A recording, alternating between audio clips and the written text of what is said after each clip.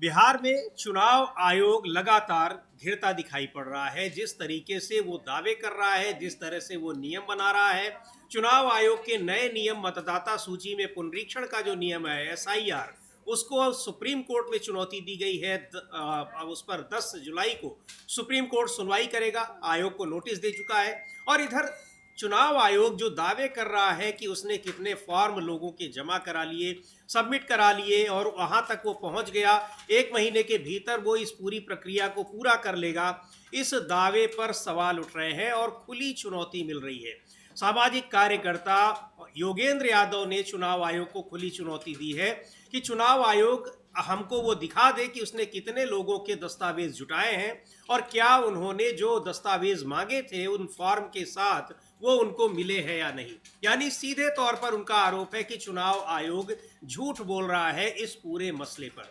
चुनाव आयोग अपने नियमों में उलझा हुआ है। अपने नियमों में इस तरीके से बार बार वो बदलाव करता दिख रहा है कि चुनाव आयोग की वजह से ही भ्रम फैल रहा है, ये राजनीतिक दल कह रहे हैं।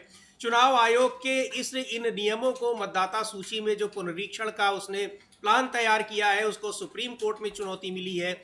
और इस इधर जो वो दावे कर रहा है कि कितनी तेजी से वो इस मतदाता सूची के पुनरीक्षण का काम कर रहा है, उस पर भी सवाल उठ रहे हैं। इन सारे सवालों के बीच चुनाव आयोग घिरता हुआ दिखाई पड़ रहा है और मुख्य चुनाव आयुक्त खुद कह रहे हैं कि इस पर राजनीतिक दल भ्रम फैला रहे हैं। अब बहुत बड़ा सवाल यह है कि भ्रम फैला कौन रहा है। चुनाव आयोग कहता कुछ है, अगले दिन विज्ञापन निकालकर उसी का खंडन करता दिखाई पड़ता है और फिर कहता है कि ये सारी चीजें गलत है, जो नियम पहले बनाए गए हैं वही सही है। खैर, इस पर तो चर्चा हो रही है। अब सुप्रीम कोर्ट तय करेगा कि चुनाव आयोग ने जो नियम बनाए हैं मतदाता सूची के पुनरीक्षण के नियम, वो सही है या गलत है, वो संवैधानिक प्रावधानों के अनुरूप है या फिर उनसे इतर है। लेकिन जो चुनाव आयोग अब दावे कर रहा है अपनी कार्यकुशलता को लेकर, उस पर जिस तरह की चुनौती मिल रही है वो बहुत महत्वपूर्ण है। क्योंकि चुनाव आयोग जिस तरह से ये कह रहा है कि वो लगभग 2 करोड़ लोगों के फॉर्म उसने इकट्ठा कर लिए हैं,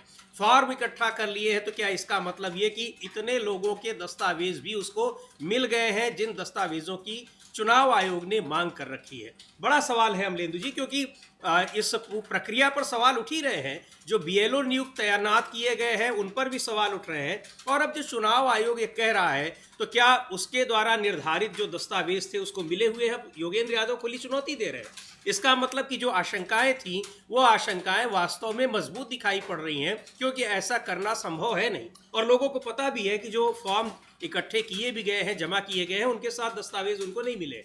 हाँ, इसके साथ दस्तावेज नहीं मिले हैं। और समीर जी, इसके पीछे 2 कारण बताए जा रहे हैं कि चुनाव आयोग की इसके पीछे रणनीति क्या है जी। एक तो रणनीति चुनाव आयोग की ये है कि इसके जरिए जब 10 जुलाई को सुप्रीम कोर्ट में सुनवाई हो, तब ये जाकर वो बताए कि साहब देखिए, इतना तो हम पहली फॉर्म इकट्ठा कर चुके हैं और इस प्रक्रिया को बीच में ना रोका जाए, वरना धन की बर्बादी होगी। पहला तो जो है कारण ये बताया जा रहा है। और दूसरा कारण जो है वो और ज्यादा खतरनाक है, और वो कारण ये है कि इतने फॉर्म, या जैसे उसने विज्ञापन जारी कर दिया कि आप बाद में भी दे सकते हैं इसको, आप बिना फोटो भी नहीं दो, बिना फोटो के भी आप भर दीजिए। तो इस तरीके के जो फॉर्म आ जाएंगे, उनको फिर आसानी से छांट कर फिर उनकी नागरिकता रद्द करने के लिए नागरिकता प्राधिकरण को भेज दिया जाएगा जी।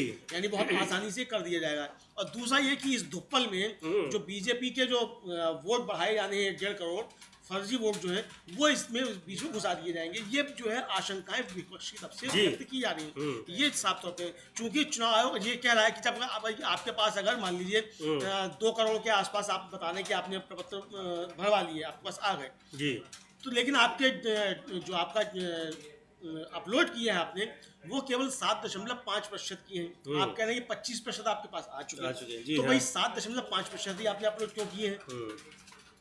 तो ये इसको लेकर सवाल उठ रहे हैं कि 7.5% तो आपने अपलोड कर लिया, लेकिन जो आपने अपलोड नहीं किए हैं, असली घपला चुनाव आयोग उसमें कर रहा है। और बुरी तरीके से चुनाव आयोग इस पर घिरा हुआ है। विपक्ष ने अच्छी तरीके से घेर लिया है। सुप्रीम कोर्ट में मामला पहुंचा ही हुआ है। और सुप्रीम कोर्ट में जब सुनवाई हो रही थी समीर जी, और जस्टिस धुलिया जो उस बेंच में थे, उन्होंने एक बात कही, और उससे बात से ये साफ होता है कि चुनाव आयोग किस तरीके से घिरा हुआ है।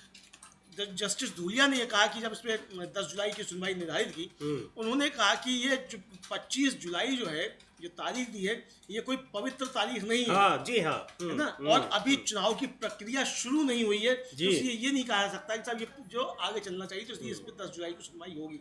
यानी कि चुनाव की प्रक्रिया शुरू नहीं हुई है, इसलिए इस आधार पर अगर चुनाव जाएगा कि साहब प्रक्रिया शुरू हो गई है, इसको रोक दिया जाए, तो ये नहीं चलेगा, क्योंकि चुनाव की प्रक्रिया शुरू नहीं हुई है और आप नए सिरे से वोटर लिस्ट बना रहे हैं, आप नागरिकता तय कर रहे हैं, जो कि आपका अधिकार नहीं है।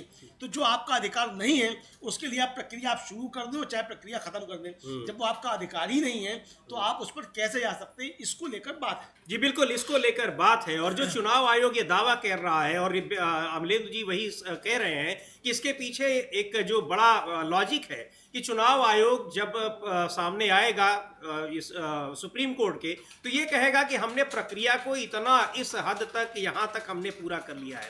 लेकिन उस दावे पर किस तरह से सवाल उठ रहे हैं। योगेंद्र यादव ने ट्वीट किया है और लिखा है, चूंकि इस पूरे प्रकरण से, इस मामले से काफ़ी उनको एक लंबा तजुर्बा उनका है और चुनाव को लेकर वो सेफोलॉजिस्ट हैं, उसके अलावा भी इन चीज़ों पर नज़र रखते हैं। उनका कहना है कि क्या आप मुझे, लिखा है कि चुनाव आयोग को खुली चुनौती है, क्या आप मुझे इस तथ्य जांच में किए गए दावे कि 36% से अधिक मतदाताओं ने 7 जुलाई तक फॉर्म भरे हुए गणना प्रपत्र जमा कर दिए थे, इस तथ्य की जांच की अनुमति देंगे? मैं आपको इन नामों की सूची सार्वजनिक करने की चुनौती देता हूं। इसके अलावा आप के आदेश में दिए गए सिद्धांत का हवाला देकर मेरी आशंका कि 2.5 करोड़ लोगों के मताधिकार से वंचित होंगे, ये आशंका उन्होंने जताई है। चुनाव आयोग को उन्होंने चुनौती दी है कि आप इसका खंडन नहीं कर सकते, क्योंकि मेरा कहना है कि इलेक्शन कमीशन का आदेश उस सिद्धांत के विपरीत है। आप कितने लोगों ने प्रपत्र भरा है, यानी वो फॉर्म भरा है, इसका कोई आंकड़ा बताकर इसका खंडन नहीं कर सकते। ये बात मुद्दे से परे है। मैं जो मुद्दा उठाता हूं वो ये है कि क्या उन्होंने चुनाव आयोग के आदेश द्वारा निर्धारित दस्तावेजी आवश्यकता को पूरा किया है या कर सकते हैं। मेरी आशंका चुनाव आयोग द्वारा मांगे गए 11 प्रमाण पत्रों के कवरेज के बारे में आधिकारिक आंकड़ों पर आधारित है। यदि आपके पास कोई प्रति साक्ष्य है तो उसे प्रस्तुत करें, या एक नया तथ्य जांचकर्ता यानी फैक्ट फाइंडर उसमें वो नियुक्त करें कि जो इन बातों की जांच करे। सीधे से इस पूरे इनके इस ट्वीट का मतलब ये है कि चुनाव आयोग जो दावा कर रहा है कि इतने फॉर्म उसने जमा कर लिए हैं, तो ये बताए कि क्या ये सही है और क्या इन फॉर्म्स को जो जमा किए गए हैं इनके साथ उसने वो 11 दस्तावेजों में से जो ज़रूरी दस्तावेज हैं क्या वो भी उसको मिले हैं। तो बहुत सी बात, जो जन्म प्रमाण पत्र की बात हो रही है, सबसे महत्वपूर्ण वो है। तो इतने दिनों में उसको मिल नहीं पाए हैं, यानी इस दावे पर सवाल उठ रहे हैं। निश्चित तौर पर यह दावा चुनाव जब सुप्रीम कोर्ट के सामने आएगा तो उसको भी खारिज किया जाएगा। जो विपक्षी पार्टियां होंगी, जो उस विपक्षी दल है या फिर उनके वकील हैं, लेकिन योगेंद्र यादव की ये चुनौती बहुत मायने रखती है और सीधे सीधे चुनाव आयोग को गलत साबित करती है या झूठा साबित करती है, क्योंकि चुनाव आयोग ने उनकी चुनौती पर अब तक कोई जवाब नहीं दिया है। हाँ, कोई अभी तक जवाब नहीं आया है, और चुनाव आयोग अगर कोई जवाब देता है या उसकी चुनौती को स्वीकार करता है तो ये बहुत अच्छी बात होगी। लेकिन चुनाव आयोग ने अभी तक इस पर ना तो कोई जवाब दिया है और ना उनकी इस चुनौती को अभी तक स्वीकार किया है।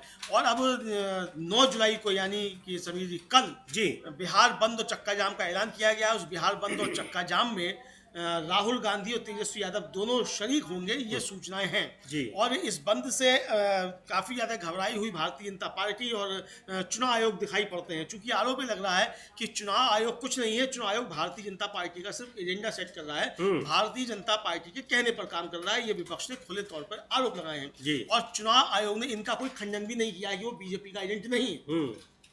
ये भी उसकी तरफ से कोई खंडन नहीं किया गया। और ना अभी तक जो विपक्षी तरफ से मांग है ये कि आपने जो बीएलओ नियुक्त किए हैं, आपने जो स्वयंसेवक नियुक्त किए हैं, उनकी पात्रता क्या है, क्या उन लोगों के पास ये 11 जो दस्तावेज आपने बताए हैं इनमें से कोई दस्तावेज है उन्होंने दाखिल कर दिए हैं? पहले ये बताइए, क्या ज्ञानेश कुमार जो खुद है उनके पास इन 11 दस्तावेजों से कोई दस्तावेज है?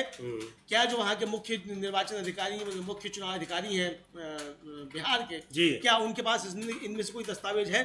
तो उसको आप सार्वजनिक कीजिए, और जो आपने बीएलओ नियुक्त किए हैं और जो आपने स्वयंसेवक नियुक्त किए हैं उनकी भी सूची आप सार्वजनिक कीजिए और बताइए कि ये कहाँ से लाए गए, इनकी भर्ती की प्रक्रिया क्या थी, कितना इनको पैसा दिया जा रहा है, किस तरीके से किया जा रहा है। ये सारी चीजें चुनाव आयोग बताए, लेकिन चुनाव आयोग इस पर खामोश है। जी बिल्कुल। और इस तरह के जो लगातार विजुअल्स आ रहे हैं, तमाम रिपोर्ट्स आ रही हैं अमलेंदु जी की, जो बीएलओ हैं, ये लोगों के पास जब जा रहे हैं तो यही लोगों को बता रहे हैं कि अगर आप ये दस्तावेज नहीं जमा करेंगे तो आपको वोटर लिस्ट से हटा दिया जाएगा, आपकी नागरिकता चली जाएगी। इस पर भी चुनाव आयोग की तरफ से कोई बयान नहीं आया है कि वो गलत कह रहे हैं या सही कह रहे हैं, वो भ्रम फैला रहे हैं कि वो सही जानकारी लोगों को दे रहे हैं। और इधर जिस तरीके से विज्ञापन रविवार को निकाला अखबारों में, अचानक चुनाव आयोग ने विपक्षी दलों के इस विरोध को देखते हुए उस विज्ञापन में कही गई बातों का भी मुख्य चुनाव आयुक्त शाम को खंडन करते दिखाई पड़ रहे हैं। तो ये सारी चीजें बहुत एक भ्रम में लोगों को रखे हुए है कि आखिर चुनाव आयोग चाहता क्या है। लेकिन जब विज्ञापन का खंडन किया तो विपक्षी दलों ने साफ तौर पर कहा कि लोग इससे भ्रमित ना हो, वास्तव में चुनाव आयोग ने जो नियम निकाले हैं उसके आधार पर ही वो मतदाता सूची तैयार कर रहा है और जो लोग मतदाता सूची से बाहर होंगे उनकी नागरिकता छीन ली जाएगी। यही उसका षड्यंत्र है। विज्ञापन देकर भले ही वो कह रहा हो कि आप उसको जमा करें या ना करें नहीं माना जाएगा, लेकिन अगर आप नहीं करेंगे तो आपका नाम मतदाता सूची से कट जाएगा। ये विपक्षी दलों की आशंका है और तमाम जो मतदाता हैं बिहार के उनकी भी आशंका है। हाँ बिल्कुल, बिहार के मतदाताओं की भी आशंका यही है और यही सवाल बार बार पूछ रहे हैं कि ये किस तरीके से चुनाव आयोग मतदाताओं की मताधिकार छीनने का और नागरिकता छीनने का षड्यंत्र रच रहा है। ये बात जा रही है और आम जनता इस पर अब सवाल कर रही है और कल जो बिहार बंद होगा उससे ये बातें और सामने निकल कर आएंगी। लोग मुखर होकर सड़कों पर अब बोलने लगे हैं कि चुनाव आयोग जो है वो भारतीय जनता पार्टी के इशारे पर काम कर रहा है, भारतीय जनता पार्टी की एजेंडा जो है उसको कर रहा है। और आप आम नागरिक से भी अगर पूछे, किसी से भी रास्ता चलते तो साफ तौर पर यही कहता हुआ सुना जाता है कि चुनाव आयोग नहीं है, ये तो भाजपा का जो है अनुषंगिक संगठन है, ये भाजपा के अनुषंगिक संगठन की तरीके से काम कर रहा है। समीर जी, मुझे लगता है कि पिछले 78 सालों में किसी भी संवैधानिक संस्था की प्रतिष्ठा इतनी खराब नहीं हुई होगी, यहाँ तक कि ईडी और सीबीआई की भी नहीं हुई है, जी हाँ, जितनी की चुनाव आयोग की प्रतिष्ठा जो है गिरी है। जी, तो ये बहुत चिंतनीय विषय है। बिल्कुल, ये लगातार इस संवैधानिक संस्था पर ये आरोप लग रहे हैं कि वो सरकार के लिए, एक पार्टी के लिए काम कर रहा है और इन आरोपों का खंडन करने के लिए उसके पास तर्क भी नहीं है, उसके पास कोई एविडेंस भी नहीं है। क्योंकि अगर होते तो वो करता। एक ही तरह के आरोप लगातार कि चुनावी प्रक्रिया कैसे बाधित हो रही है, मतदाता सूची में कैसे धांधली हो रही है, ईवीएम का कैसे गलत इस्तेमाल हो रहा है, इन सब पर चुनाव आयोग की ओर से कोई अभी तक एक पुष्ट जवाब नहीं आया है। कुछ चुनाव आयुक्त, मुख्य चुनाव आयुक्त इस बात को स्वीकार करते हैं कि हम विपक्ष के सवालों का जवाब नहीं दे पाए, उनको संतुष्ट नहीं कर पा रहे हैं। लेकिन आप संतुष्ट नहीं कर पा रहे हैं तो इसका मतलब ये कि आप उसको छोड़ नहीं देंगे। विपक्ष की आवाज भी महत्वपूर्ण होती है, वो भी देश की जनता के एक बड़े वर्ग का प्रतिनिधित्व करते हैं। लेकिन लगातार विपक्ष की मांग को इग्नोर किया जा रहा है और अब इसके खिलाफ सुप्रीम कोर्ट मामला गया है और सड़कों पर भी पूरा का पूरा विपक्ष उतरने की तैयारी में है। कल 9 जुलाई को बिहार बंद का आयोजन किया गया है। इंडिया गठबंधन के सभी घटक दल उसमें शामिल हैं और इसको लेकर चाहे वो कांग्रेस पार्टी हो, आरजेडी हो, कम्युनिस्ट पार्टी हो, सारे दल हैं। छोटी पार्टियां भी जो इंडिया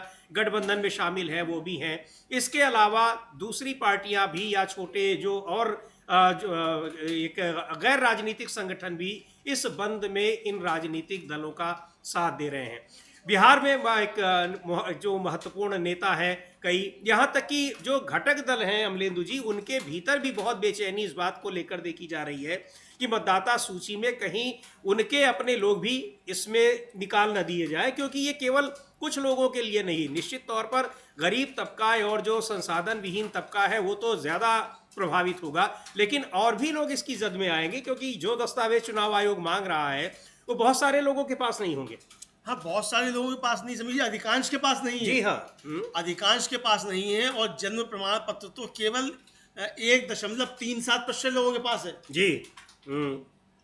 और जो लोगों के पास है 90% लोगों के पास आधार, उसको आप मान नहीं रहे। हाँ। और यहाँ सवाल ये है कि भाई भारत सरकार द्वारा दिया गया कोई भी पहचान पत्र जी, उसको चुनाव आयोग लेने से इनकार कैसे कर सकता है, जबकि भारत सरकार ने अभी तक कोई नागरिकता का प्रमाण पत्र नहीं दिया है। जी, भारत सरकार की तरफ से कोई भी नागरिकता का प्रमाण पत्र नहीं दिया जाता है तो नागरिकता तय चुनाव आयोग कैसे कर देगा?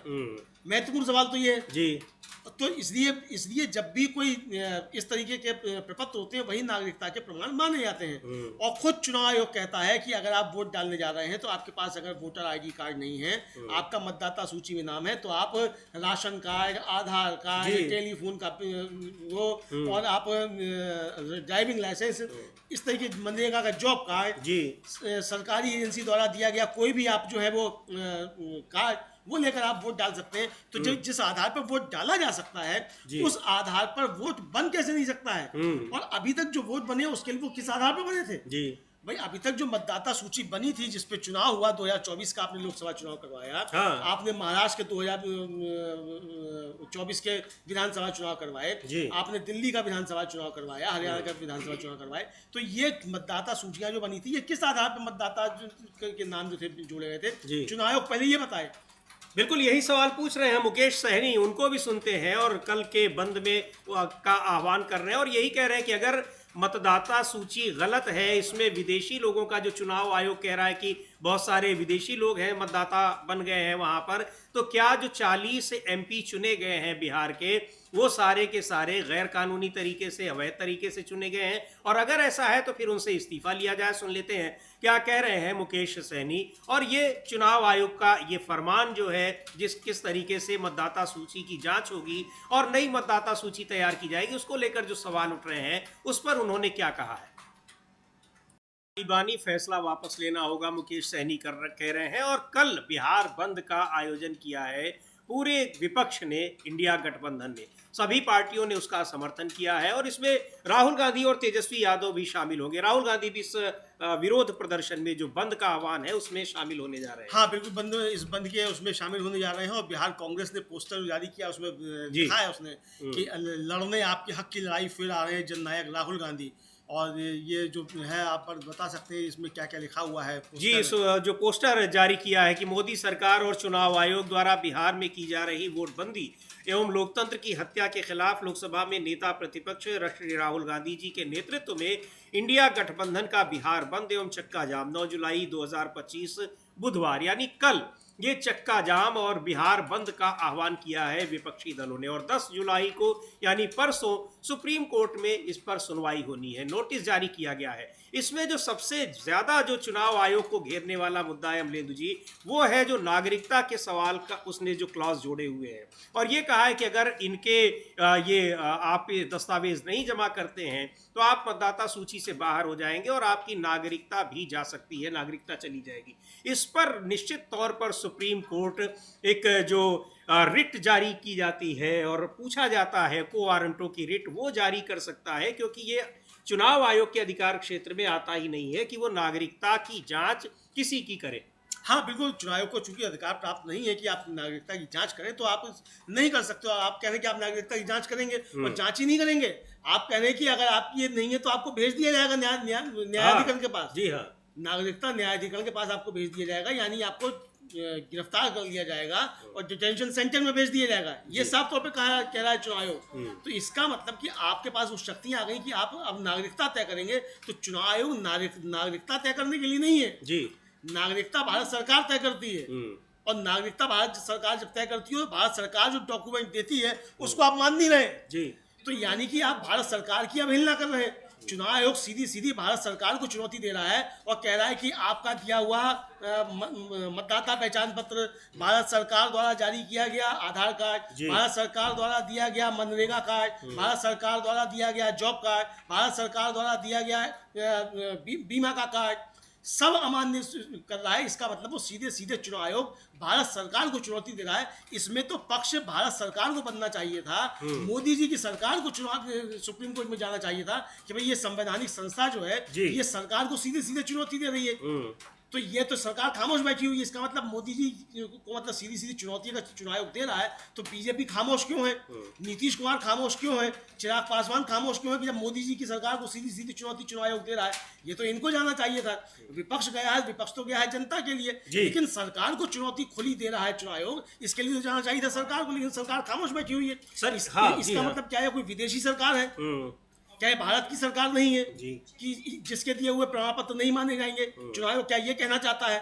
तो ये बहुत बड़े सवाल उठ रहे हैं। जी बिल्कुल, ये सवाल उठ रहे हैं और जो सबसे महत्वपूर्ण बिंदु है इसका वो ये कि जो नागरिकता संबंधी उसमें जो बातें कही गई हैं, वो क्लॉज जोड़े गए हैं कि उनकी नागरिकता जा सकती है जिनके पास दस्तावेज नहीं होंगे और उनका मतदाता सूची में नाम कट जाएगा। इसको लेकर निश्चित तौर पर चुनाव आयोग गंभीर संकट में है, क्योंकि ये उसके अधिकार क्षेत्र में नहीं आता है।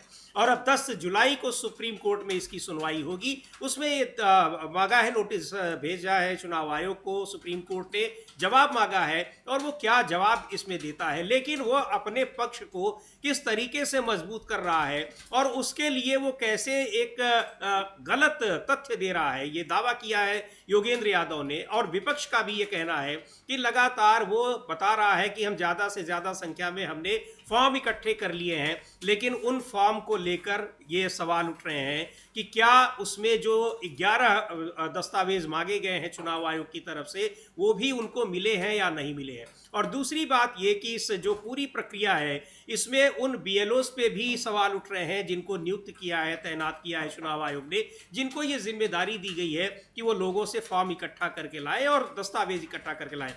बहुत महत्वपूर्ण बात अभी कह रहे थे मुकेश सहनी अमलेदु जी की जो बीएलओस जो हैं इनकी सुरक्षा को लेकर भी खतरा है, क्योंकि इनके पास कोई सिक्योरिटी तो है नहीं और जो गलत फहमियां बार बार चुनाव आयोग के निर्देशों को बदलने और फिर उनको वही बात कहने पर जो पैदा हो रही हैं उसका जवाब वही देंगे और उनके पास अगर जवाब नहीं होगा तो करेंगे क्या। तो एक तरीके से ये बीएलओ नियुक्त कैसे हुए हैं, किसने किया है, और दूसरी बात ये है कि उनकी सुरक्षा के लिए भी एक गंभीर खतरा है। ये बहुत सारे ऐसे मुद्दे हैं जिसमें अब चुनाव आयोग को खुद भी लग रहा होगा कि ये हमने क्या कर दिया है। नहीं, चुनाव आयोग को कुछ नहीं लग रहा होगा कि हमने क्या कर दिया, क्योंकि चुनाव आयोग ने किया ही इसीलिए कि वहां जमीन पर जाकर पिटे बीएलओ और मतदाता सूची में से नाम काट दे ज्ञानेश कुमार जी। भाई यही तो होगा, जब नाम कटेंगे तो घेरा कौन जाएगा जमीन पे, बीएलओ पकड़ा जाएगा, जनता किसे मारेगी, बीएलओ को मारेगी कि हमारा नाम कैसे काट दिया।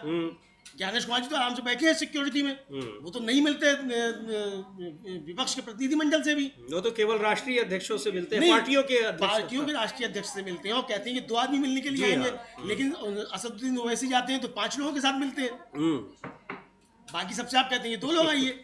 तो ये तो जाहिर सी बात है कि सुरक्षा के तो न्यू कमीशन, नया चुनाव आयोग है उनका कहना है, तो उसके मतलब कि चुनाव आयोग के मुख्य चुनाव आयुक्त तो जो चाहेंगे वही करेंगे, उनके ऊपर न तो कोई नियम है, न कोई संविधान है, न कोई सुप्रीम कोर्ट है। नहीं, ये गलतफहमी हो जाती है कभी कभी समीर जी, जो संवैधानिक संस्थाओं पर बैठे हुए लोग होते हैं, प्रमुख होते हैं, उनको गलतफहमी हो जाती है कि वो संविधान से ऊपर हो गए, लेकिन उन्हें ये नहीं मालूम होता है कि संविधान से ऊपर नहीं हो गए, आपकी संवैधानिक संस्था संविधान की वजह से है जी।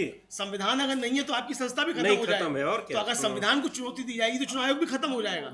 तो ये एक महत्वपूर्ण बात है। और इधर मुकेश सहनी ने एक ट्वीट किया है और एक वीडियो भी है, चूंकि वीडियो पे हम सुना नहीं सकते, लेकिन उनका ट्वीट जो हम जरूर दिखा सकते हैं जी। ये ट्वीट में ये लिख रहे हैं कि अगर मुकेश सहनी, जिनको अभी हम लोगों ने सुनवाया, फिर सुनेंगे उनको थोड़ी देर में, वो लिख रहे हैं कि अगर वोटर लिस्ट में गड़बड़ी हो तो बिहार के 40 सांसदों की सदस्यता रद्द कर देनी चाहिए। यानी जो 40 लोकसभा के एमपी अभी चुने गए हैं पिछले साल, क्योंकि इसी मतदाता सूची के आधार पर चुने गए हैं, तो अगर वोटर लिस्ट में गड़बड़ी है तो बिहार के 40 सांसदों की सदस्यता रद्द होनी चाहिए। ये वीआईपी पार्टी है उनकी, मुकेश सहनी की, काफ़ी कई इलाकों में बड़ा प्रभाव रखते हैं और वो भी लगातार इस पर सवाल उठा रहे हैं, चूँकि ये जिस तबके की राजनीति करते हैं अमलेदु जी, ये वही तबका है जो सबसे ज़्यादा प्रभावित होने जा रहा है चुनाव आयोग के इस फरमान से। बिल्कुल, चुनाव आयोग के फरमान से यही जो है सबसे ज़्यादा प्रभावित होगा। मतलब दलित, वंचित, पिछड़े जो हैं, अति पिछड़े जी और अल्पसंख्यक, ये सबसे ज़्यादा प्रभावित होंगे। और ये भारतीय जनता पार्टी का एक पुराना एजेंडा है कि इन वर्गों को समाप्त किया जाना है। तो ये विपक्षी जो आरोप है अब तो सच होते हुए दिखाई पड़ते हैं कि भाई क्या इन वर्गों को ही समाप्त किया जाना है। इस प्रक्रिया के जरिए जो एसआईआर बिहार में चल रही है, इससे सबसे ज़्यादा प्रभावित होने वाले वही है। और जो योगेंद्र यादव ने चुनौती दी है वो काफ़ी ज़्यादा महत्वपूर्ण है। और अगर चुनाव आयोग भी अपनी सही हो 36% उसके पास फॉर्म वापस आ चुके हैं, तो चुनाव आयोग को ये चुनौती स्वीकार करनी चाहिए। तुरंत कहना चाहिए कि हाँ आइए आप हमारे दफ्तर में आके इसको आप कर लीजिए। चुनाव आयोग ने अभी तक चुनौती स्वीकार क्यों नहीं की, मैं तो देख रहा हूँ, बार-बार खंगाल रहा हूँ कि चुनाव आयोग ने इसको चुनौती स्वीकार की कि नहीं की। कई घंटे हो चुके हैं चुनाव आयोग ने अभी तक इस पर कोई चुनौती स्वीकार नहीं की है जी। जब आप कह रहे हैं कि आपका जो पोर्टल है उस पर केवल 7.5% आपने अपडेट किया है, तो आखिर इन 7.5% भी अपडेट किया है तो इन लोगों ने क्या डॉक्यूमेंट दिए जब बिहार में जन्म प्रमाण पत्र ही केवल 1.37% लोगों के पास है, जी, पासपोर्ट केवल 2% लोगों के पास है, जमीन के कागज लोग दे नहीं रहे हैं, और जमीन और 70% के आसपास भूमिहीन है, हाँ, तो जमीन के कागज कितनों के पास होंगे? तो ये बिल्कुल। आपके पास डाटा कहाँ से आ गया, कागज कहाँ से आ गया? क्या फर्जी वोट भर लिए 2 करोड़ आपने? हम्म, तो बताइए ना, सार्वजनिक कीजिए उसको, सूची को। जी। यही तो कह रहे थे योगेंद्र यादव कि आप उस सूची को सार्वजनिक कीजिए। तो आशंकाएं यही व्यक्त की जा रही हैं कि इसके जरिए एक तो फर्जी वोट बढ़ा लिए जाएंगे, जी, और जो असली वोट है उनको काट दिया जाएगा, उनकी नागरिकता छीन ली जाएगी। ये आशंकाएं विपक्षी तरफ से व्यक्त की जा रही जी। और अभी 7 जुलाई तक का, जैसा योगेंद्र यादव कह रहे हैं कि 36% फॉर्म उन्होंने इकट्ठा कर लिए, तो अभी 10 जुलाई को जाना है सुप्रीम कोर्ट के सामने। 3 दिन और है, यानी जब 7 जुलाई के बाद से, इसका मतलब कि वो लगभग 50% ये दावा करते हुए जाएंगे कि हमने फॉर्म जुटाए हैं। योगेंद्र यादव का एक ये ट्वीट देखते हैं, बहुत ही महत्वपूर्ण है, क्योंकि ये चुनाव आयोग की पूरी कार्यप्रणाली पर सवाल उठा रहा है, और उसका जो क्लेम है, जो दावा है कि हमने इतना काम कर लिया है, जो क्योंकि इस पर ये भी बहुत सवाल उठ रहे थे कि आप इतना जो SIR कर रहे हैं, स्पेशल इंटेंसिव उसका रिव्यू कर रहे हैं मतदाता सूची का, ये आप 1 महीने के भीतर कैसे कर लेंगे? इसको जस्टिफाई करने के लिए चुनाव आयोग ये दावा कर रहा है कि उन्होंने अब तक 36% से अधिक मतदाताओं ने का फॉर्म हमने जमा कर लिया है। तो योगेंद्र यादव यही कह रहे हैं कि चुनाव आयोग को खुली चुनौती है कि आप मुझे इस तथ्य जांच में किए गए दावे कि 36% से अधिक मतदाताओं ने 7 जुलाई तक भरे हुए गणना प्रपत्र जमा कर दिए थे, इस तथ्य की जांच करने की अनुमति देंगे। मैं आपको इन नामों की सूची सार्वजनिक करने की चुनौती देता हूं। इसके अलावा आप चुनाव आयोग के आदेश में दिए गए सिद्धांत का हवाला देकर मेरी आशंका, यानी 2.5 करोड़ लोगों के मताधिकार से वंचित होने की जो आशंका है योगेंद्र यादव की, उसका खंडन नहीं कर सकते हैं। मेरा कहना है कि चुनाव आयोग का आदेश उस सिद्धांत के विपरीत है। आप कितने लोगों ने प्रपत्र भरा है, इसका कोई आंकड़ा बताकर इसका खंडन नहीं कर सकते। ये बात मुद्दे से परे है। मैं जो मुद्दा उठाता हूँ ये है कि क्या उन्होंने चुनाव आयोग के आदेश द्वारा निर्धारित दस्तावेजी आवश्यकता को पूरा किया है या कर सकते हैं। मेरी आशंका चुनाव आयोग द्वारा मांगे गए 11 प्रमाण पत्रों के कवरेज के बारे में आधिकारिक आंकड़ों पर आधारित है। यदि आपके पास कोई प्रतिसाक्ष्य है तो उसे प्रस्तुत करें या एक नया तथ्य जांचकर्ता नियुक्त करें। ये उन्होंने चुनौती दी है चुनाव आयोग को, योगेंद्र यादव ने, क्योंकि चुनाव आयोग कह रहा है कि 7 जुलाई तक उसने 36% लोगों ने फॉर्म जमा कर दिए हैं। वो ये भी बताना चाहता है कि कितनी तेज ये प्रक्रिया चल रही है और कितनी जल्दी इसको हम पूरा कर लेंगे, यानी चुनाव होने से, विधानसभा चुनाव से पहले हम इसको पूरा कर लेंगे। लेकिन इन्हीं सारी तेजी पर तो सवाल उठ भी रहे हैं कि आप इतने कर लेंगे, लेकिन जिनके पास दस्तावेज नहीं है वो कहाँ जाएंगे? जाना तो उन्हीं को है जो 40% के करीब बताए जा रहे हैं। हाँ बिल्कुल, जाना उन्हीं को जो 40% के करीब है। और इसका मतलब क्या, केवल अगर ये मान भी लिया है कि चुनाव आयोग जो है वो सही कह रहा है कि उसके पास 36% आ गए हैं, हाँ। तो अगर 36% आ गए और आप बता रहे हैं कि आप जो 80% से ज़्यादा लोगों को आप बांट चुके हैं फॉर्म, जी, और आप जल्दी जल्दी भरवा रहे हैं, आपका BLO घर घर जा रहा है, ये आप बता रहे हैं, तो अगर ऐसा बढ़ चुका है तो फिर बाकी क्या, इसका मतलब कि 60% लोगों के पास नहीं है फिर कागजात। आप खुद इसका मतलब स्वीकार कर रहे हैं जी कि 60% लोगों के पास नहीं है। तो कुल मिलाकर ये कहा जा सकता है कि इस पर चुनाव आयोग फंसा हुआ नजर आता है। उसके पास कोई ऐसे तर्क नहीं है कि वो अपने इस आदेश को जेन्युइन ठहरा सके। और सबसे बड़ी बात ये कि जेन्युइन है कि नहीं है वो बात की बात है। सवाल ये कि क्या आपको ये अधिकार प्राप्त है कि आप नागरिकों की नागरिकता जांच सकें? महत्वपूर्ण सवाल ये है। और क्या आप जो नए सिरे से वोटर लिस्ट बना सकते हैं, ये सवाल है। तो नए सिरे से ना तो चुनाव वोटर लिस्ट बना सकता है, ये रिवीजन नहीं है, नए सिरे से आप वोटर लिस्ट बना रहे हैं। और अगर आप नए सिरे से वोटर लिस्ट बना रहे हैं तो आप इतने कम समय में वोटर लिस्ट नहीं बना सकते, ये है। और अगर वोटर लिस्ट आप नए सिरे से बना रहे हैं तो उसके आपको कारण बताने पड़ेंगे कि आप नए सिरे से वोटर लिस्ट क्यों बना रहे हैं। जी, क्या पुरानी वोटर लिस्ट से गलत थी? और अगर पुरानी वोटर लिस्ट गलत थी तो नरेंद्र मोदी का चुनाव भी अवैध है, नीतीश कुमार का मुख्यमंत्री बनना भी अवैध है, और बिहार के 40 सांसद जो चुने गए हैं वो भी अवैध है। इसका मतलब चुनाव आयोग यह कहना चाहता है जी, अगर आप जो है पिछली मतदाता सूची को नकार रहे हैं। तो ये चुनाव आयोग के ऊपर सवाल है। अब देखना ये है कि सुप्रीम कोर्ट में क्या सुनवाई होती है।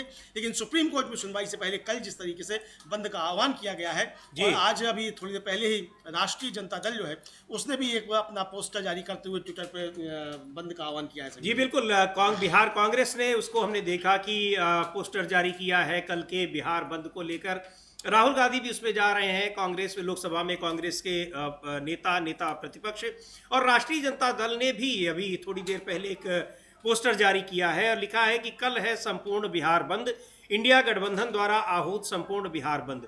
बिहार के गरीबों, दलितों, पिछड़ों, आदिवासियों एवं दिव्यांग जनों के मताधिकार पर मतदाता पुनरीक्षण के नाम पर कुठाराघात करने के भाजपा के षड्यंत्र के विरुद्ध और ट्रेड यूनियन के हड़ताल के समर्थन में कल रहेगा चक्का जाम।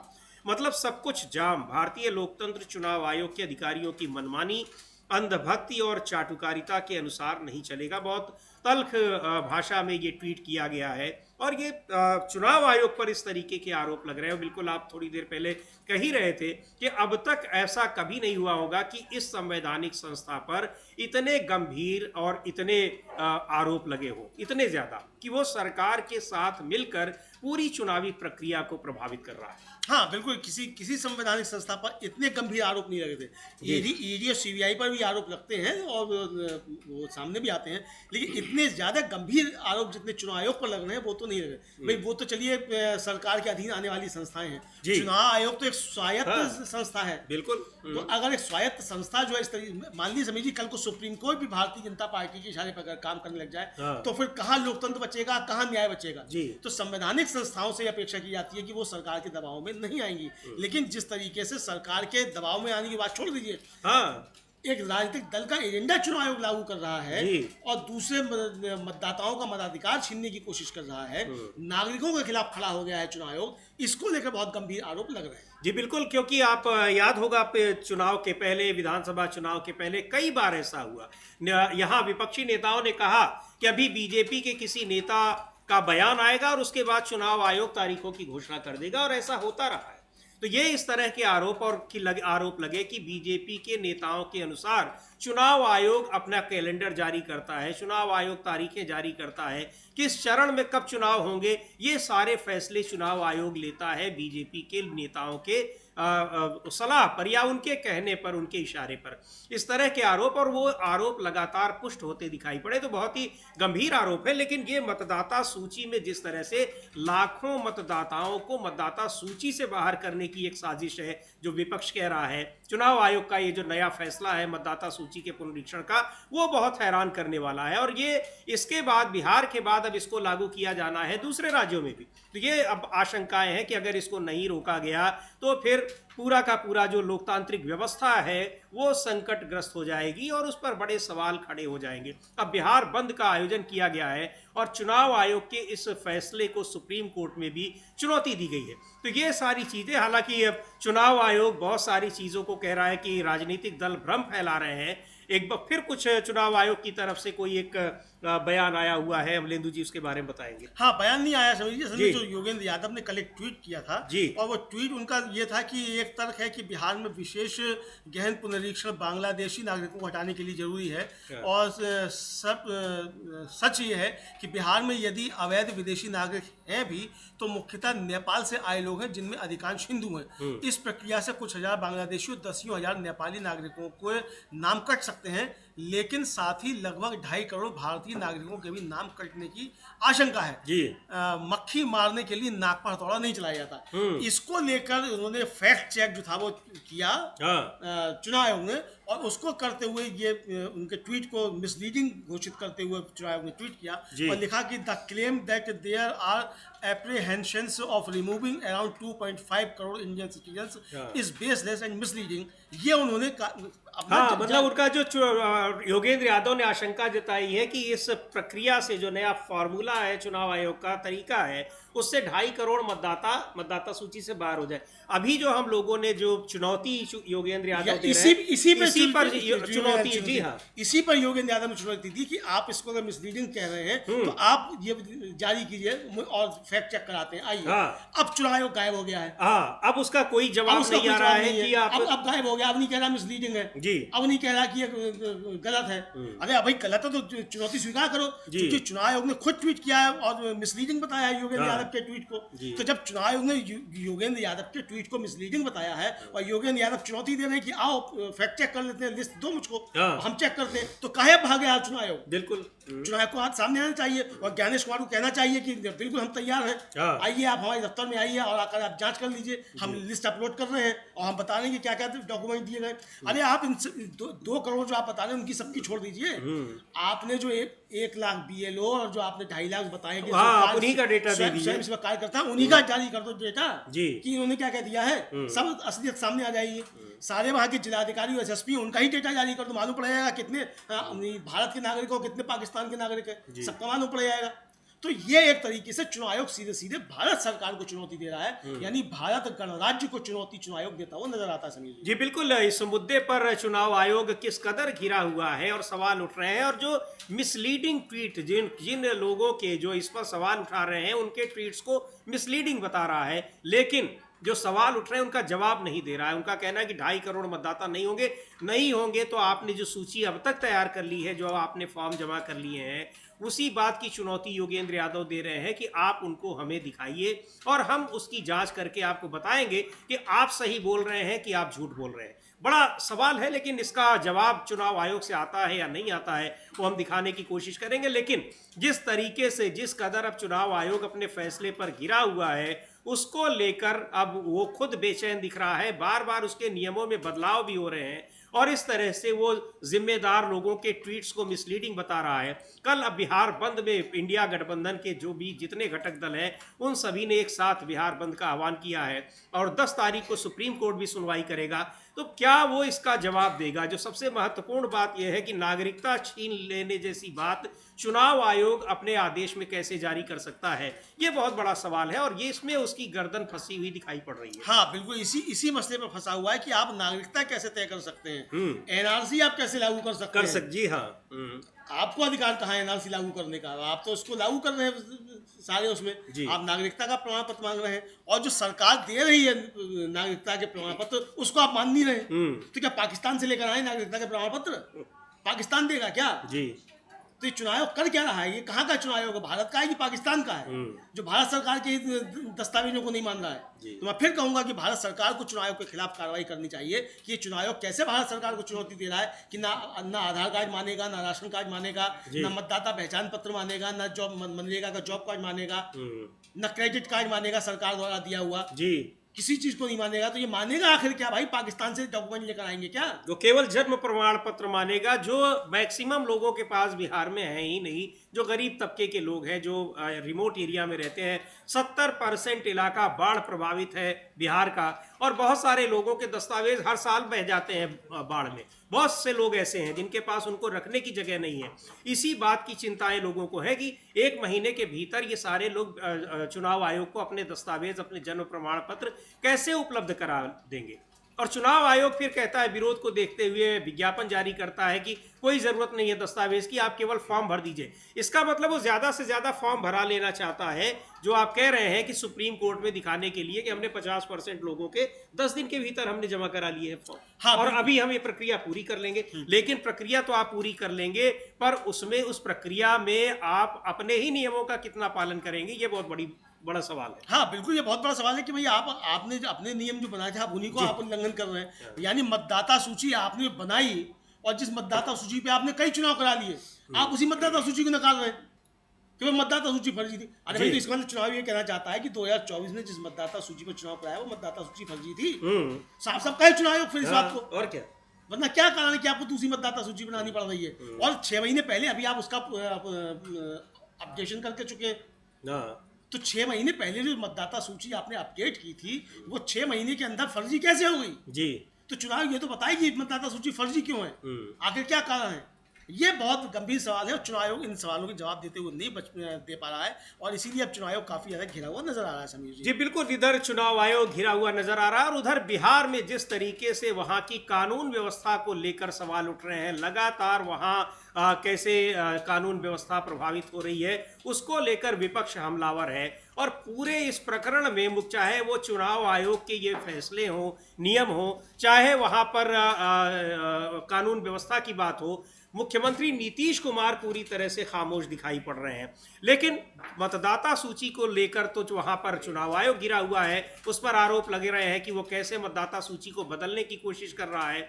और इधर नीतीश कुमार सरकार घिरी हुई है, कानून व्यवस्था को लेकर मतदाता सूची पर विपक्ष जिस तरीके से हमलावर है और चुनाव आयोग के ऊपर, और दूसरी ओर सुप्रीम कोर्ट में भी उसको अब चुनौती मिली है, उसको लेकर अब एक ये देखने वाली बात होगी कि क्या चुनाव आयोग अपने इस फैसले में बदलाव करेगा।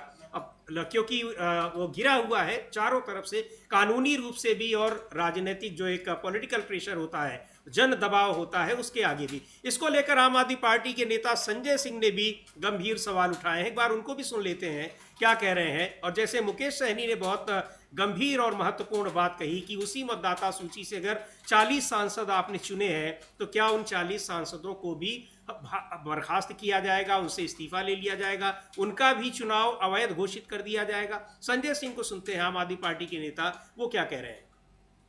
चुनाव आयोग के फैसलों को लेकर विपक्ष में नाराजगी है और उसको वापस लेने की मांग हो रही है। कल सड़कों पर उतर रहा है पूरा विपक्ष, चक्का जाम, बिहार बंद का आयोजन किया गया है और इस पर कई सवाल उठ रहे हैं। अभी जो हम लोग बात कर रहे थे कि नीतीश कुमार, मुख्यमंत्री नीतीश कुमार की खामोशी क्या कह रही है, उस पर तेजस्वी यादव ने एक ट्वीट किया है, एक उसके कार्टून के साथ, जिसमें नीतीश कुमार एक पोस्टर लिए हुए हैं, लॉ एंड ऑर्डर, बलात्कार, हत्या, चोरी, डकैती, भ्रष्टाचार।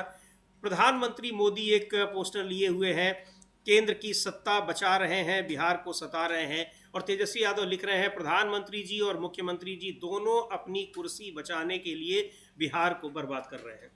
जी समीर जी, बिल्कुल ये तेजस्वी यादव साफ तौर पर कह रहे हैं कि प्रधानमंत्री नरेंद्र मोदी और मुख्यमंत्री नीतीश कुमार दोनों अपनी अपनी कुर्सी बचाने के लिए बिहार को बर्बाद कर रहे हैं। ये साफ तौर पर खुला आरोप तेजस्वी यादव लगा रहे हैं। विपक्ष भी लगातार यही आरोप लगा रहा है और लगातार सवाल कर रहा है कि बिहार में कानून व्यवस्था जिस तरीके से लगातार खराब होती जा रही है, बिहार में महाजंगल राज जो है वो आ गया है, ये कहा जा रहा है। और मीडिया इस पर खामोश है और तेजस्वी यादव जो थे वो तो काफी ज्यादा नाराज हुए थे मीडिया के ऊपर कि अब इसके मुंह से जो है वो एक शब्द नहीं निकल रहा। कायर लोग हैं ये सब, तेजस्वी ने कहा था इस मीडिया के लिए कि अब इनसे पहले पन्ने पे खबरें भी नहीं छापी जा रही हैं। दिन दहाड़े जिस तरीके से वहाँ अपराध हो रहे हैं खुलेआम बिहार में, और एक एक दिन में जिस तरीके से कई कई खबरें आ रही हैं और सामूहिक नरसंहार जिस तरीके बिहार में हो रहे हैं, तो वहाँ की सरकार को लेकर बहुत सवाल उठ रहे हैं। और कहा यह जा रहा है कि नीतीश कुमार केवल नाम के मुख्यमंत्री रह गए हैं, असली सरकार वहाँ भारतीय जनता पार्टी चला रही है और इसीलिए कानून व्यवस्था वहाँ की खराब होती जा रही है। क्योंकि जहाँ जहाँ भारतीय जनता पार्टी सरकारों में है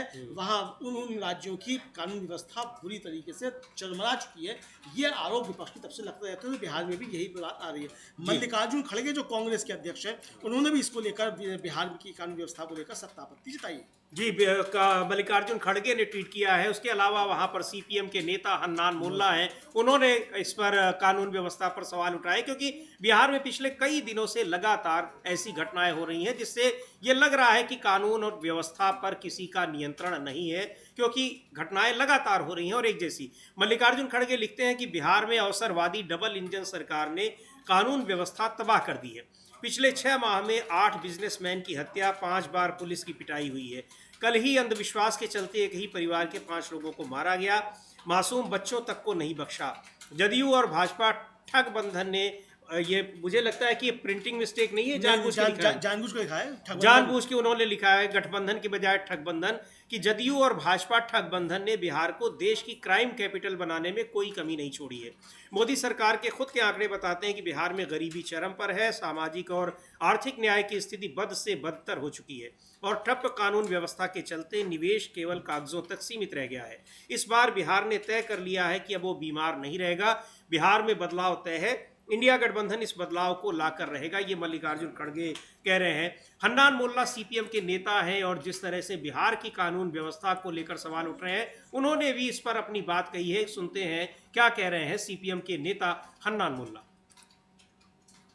पर काफी हंगामा मचा हुआ है बिहार की कानून व्यवस्था को पिछले कई दिनों से लगातार आ रही है, और जैसा मल्लिकार्जुन खड़गे ने अपने ट्वीट में लिखा था कि पिछले 6 महीने में 8 बड़े बिजनेसमैन को वहां पर मार दिया गया है। और ये कहा जा रहा है कि जो बड़े बिजनेसमैन हैं, उद्योगपति हैं, वो बिहार से अपना कारोबार जो कुछ है, वैसे तो है भी नहीं ज्यादा, जो कुछ भी है उसको कारोबार अपना वो समेट रहे हैं। हाँ बिल्कुल, ये साफ तौर पे कहा जा रहा है कि वहाँ से कारोबार समेट रहे हैं और ये आरोप लग रहे हैं कि चूंकि कानून व्यवस्था चरमरा गई है। और एक व्यापारी का वीडियो बड़ा वायरल हो रहा है। हाँ। वो कह रहा है कि व्यापारी सारे असुरक्षित हैं, किसी को कोई सुरक्षा नहीं है और अपराधी सारे सुरक्षा लेकर घूम रहे हैं। ये नया बिहार है मोदी जी ने जो बनाया है जी। ये जो है वो वीडियो काफ़ी ज़्यादा वायरल हो रहा है सोशल मीडिया पर। हालांकि सोशल मीडिया पर बहुत सी चीज़ें वायरल होती हैं, सबकी सत्यता की जांच नहीं की जा सकती, हाँ। लेकिन फिर भी ये टिप्पणी जो है वो काफ़ी ज़्यादा गंभीर मालूम पड़ती है कि वो कह रहे हैं कि व्यापारी सब सुरक्षित हैं, लेकिन जी। अपराधी सारे जो हैं वो सरकारी सुरक्षा लेकर घूम रहे हैं। ये बड़ी अब ये कि अपराधी वो कौन लोग हैं, अपराधियों को मिला हुआ है या फिर वो नेताओं पर टिप्पणी कर रहे हैं, तंज कस रहे हैं, लेकिन ये तो सही है कि व्यापारी असुरक्षित हैं, क्योंकि लगातार और पिछले 6 महीने में 8 बड़े व्यापारियों की जान ली गई है, उनको मार दिया गया है। तो गंभीर सवाल उठाता है कानून व्यवस्था पर, और लगातार किस तरह से सामूहिक जो मारा जा रहा है लोगों को, नरसंहार हो रहा है। तो ये सारे मुद्दे हैं जो कानून व्यवस्था पर सवाल खड़े कर रहे हैं, और सबसे ज्यादा सवाल तो तब खड़ा होता है जब मुख्यमंत्री खामोश रहते हैं इन सारे मुद्दों पर। मुख्यमंत्री खामोश रहते हैं और बिल्कुल प्रधानमंत्री की तरह खामोशी अख्तियार कर लेते हैं। जी। यानी अभी तो बता रहे हैं मुख्यमंत्री ट्वीट करके कि युवाओं को रोजगार दे रहे हैं, लेकिन इस पर कुछ नहीं बोल रहे हैं कि जो पूर्णिया में हुआ या जो खेमका का मामला है उस पर क्या हुआ। इस पर मुख्यमंत्री नीतीश कुमार एकदम खामोश हैं, इसीलिए उनके ऊपर सवाल उठ रहे हैं। और तेजस्वी यादव जो है खुला आरोप लगा रहे हैं कि अपनी कुर्सी बचाने के लिए नरेंद्र मोदी और नीतीश कुमार बिहार को बर्बाद कर रहे हैं। ये तेजस्वी यादव का खुला आरोप, बिल्कुल खुला आरोप है, और इसको लेकर सवाल उठ रहे हैं। मुख्यमंत्री चूंकि खामोश है, कोई उनका बयान नहीं आ रहा है, और चाहे आरोप लग रहे हो कि वो खुद चला रहे हैं या पर्दे के पीछे से कोई और चला रहा है, लेकिन मुख्यमंत्री की कुर्सी पर वही बैठे हैं, मुख्यमंत्री के जो सरकार के फैसले हो रहे हैं उन्हीं के हस्ताक्षर से हो रहे हैं, तो ऐसे मुद्दों पर उनका बयान भी आना चाहिए। सुनते हैं कांग्रेस के नेता प्रमोद तिवारी ने क्या कहा है बिहार की इस कानून व्यवस्था को लेकर, और जिस तरह से बिहार में सरकार में बैठे लोगों के बयान आ रहे हैं उस पर उन्होंने क्या कहा है। जंगल राज है, ये आरोप है, और लगातार जिस तरह से कानून व्यवस्था सवालों के घेरे में है, ये आरोप वहां पर लग ही रहे हैं। नीतीश कुमार को लेकर जो विपक्षी नेता ये बार बार कह रहे हैं, अमलेंदु जी, पर्दे के पीछे से कोई और चला रहा है, ये तो अलग बात है। प्रमोद तिवारी भी कह रहे हैं कि वो अचेतावस्था में है। तेजस्वी यादव बार बार ये कहते हैं, और ये भी कि नीतीश कुमार को हक नहीं है। वास्तव में नीतीश कुमार की कुर्सी खतरे में है। अब चूंकि ऐसा लगता है कि चुनाव आने वाले हैं, तो अब उनको हटाने न हटाने का फैसला शायद ही हो, लेकिन जो चिराग पासवान जिस तरह से अब 243 सीटों पर लड़ने की बात कर रहे हैं, इसका मतलब कि एनडीए के भीतर काफी कुछ हो रहा है, और जो कानून व्यवस्था पर गिर रहे हैं, तो सरकार पर्दे के पीछे कोई भी चला रहा हो, नाम नीतीश कुमार का ही हो रहा है। और ये कहा जा रहा है वहां पर जो बिहार में राजनीति पर नजर रखने वाले लोग हैं कि इसमें कुल मिलाकर नीतीश की छवि खराब हो रही है, और बीजेपी को ऐसा लगता है कि उसको इसका फायदा मिलेगा। हाँ, अब फायदा मिलेगा या नुकसान होगा वो तो आने वाला समय बताएगा, किसको फायदा मिलता है किसको नुकसान। लेकिन एक तरह से कहा जाए कि पूरा प्रशासन इस समय जो है वो बीजेपी के कब्जे में है, ये विपक्ष का कहना है। और तेजस्वी यादव तो साफ तौर पर कहते हैं कि नीतीश कुमार जो अचेत अवस्था में चले गए हैं और उनके हाथ में कुछ भी नहीं बचा है, सब कुछ बीजेपी ने कब्जा कर लिया है, और इसीलिए वहाँ की कानून व्यवस्था बिहार की खराब होती जा रही है लगातार, क्योंकि मुख्यमंत्री अचेत अवस्था में है और बीजेपी ने पूरा कब्जा किया हुआ है। ये आरोप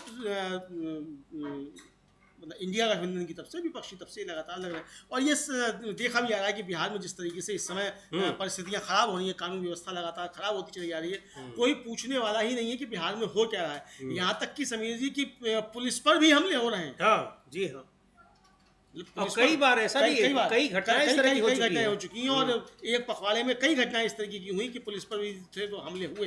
तो ये जिस तरह की चीज़ सामने आई, उससे साफ तौर पर समझा सकता है कि बिहार में कानून व्यवस्था खराब है, और कानून व्यवस्था खराब है और जिस तरीके से सर्वे सब आ रहे हैं उसमें साफ तौर पर दिखाई पड़ रहा है कि एनडीए बुरी तरीके से हार रहा है, बीजेपी बुरी तरीके से हार रही है, और इंडिया गठबंधन जो है बहुत मजबूती के साथ सरकार बनाता दिख रहा है।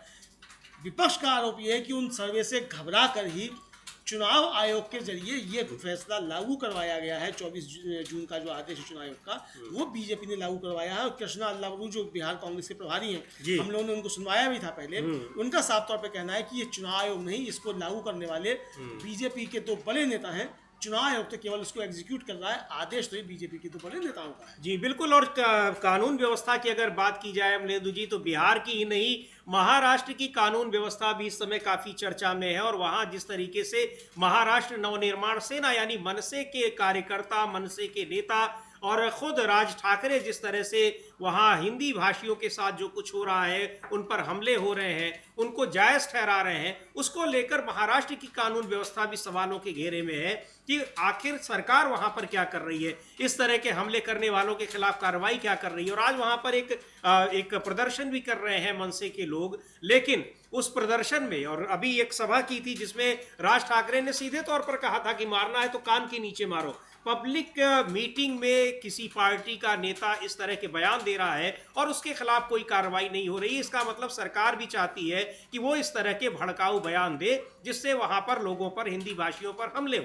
और दूसरी तरफ बीजेपी के एक सांसद ये कहते हैं कि बिहार और उत्तर प्रदेश में आकर दिखाओ तो हम यहाँ पर आपको पीटेंगे। मतलब एक राज्य के व्यक्ति दूसरे राज्य में जाकर वहाँ पर पीटेंगे, उनको धमकी दी जाएगी, पीटा जाएगा, सरकारें खामोश रहेंगी। हाँ बिल्कुल, समझी जा सकती है दुरभिसंधि जो है बीजेपी की कि मतलब वहाँ देवेंद्र फडणवीस लागू करेंगे, हिंदी लागू करो, हाँ। फिर वापस भी ले लेंगे जी। यहाँ निशिकांत दुबे कहेंगे कि यहाँ आके देखो यहाँ मारेंगे। हाँ। तो यानी मारपीट बीजेपी वाले ही करते रहेंगे। इसको लेकर संजय राउत ने बहुत तगड़ा हमला बोला और उन्होंने साफ तौर पे कहा कि निशिकांत दुबे जो कह रहे हैं वो जिम्मेदारी लेनी चाहिए एकनाथ शिंदे को, देवेंद्र फडणवीस को, अजित पवार को कि निशिकांत दुबे क्या कह रहे हैं। तो यानी निशिकांत दुबे देवेंद्र फडणवीस को भी चुनौती दे रहे हैं। हम लोग सुन भी सकते हैं कि संजय राउत ने क्या कहा और रोहित पवार ने भी इसको लेकर कहा है, वो भी हम सुन सकते हैं क्या कहा। सुनते हैं पहले संजय राउत को कि क्या कह रहे हैं निशिकांत दुबे के बयान पर। और निशिकांत दुबे ने साफ तौर पर यह कहा कि महाराष्ट्र में जो लोग हिंदी भाषी लोगों को मार रहे हैं वो यूपी बिहार में आए, यहाँ उनको पटक कर मारा जाएगा। ये उनकी भाषा है, शब्दावली है निशिकांत दुबे की। और अभी खबर मिल रही है कि देवेंद्र फडणवीस उनके इस बयान का समर्थन कर रहे हैं। खैर, सुन लेते हैं संजय राउत का इस बयान पर क्या कहना है, निशिकांत दुबे के बयान पर।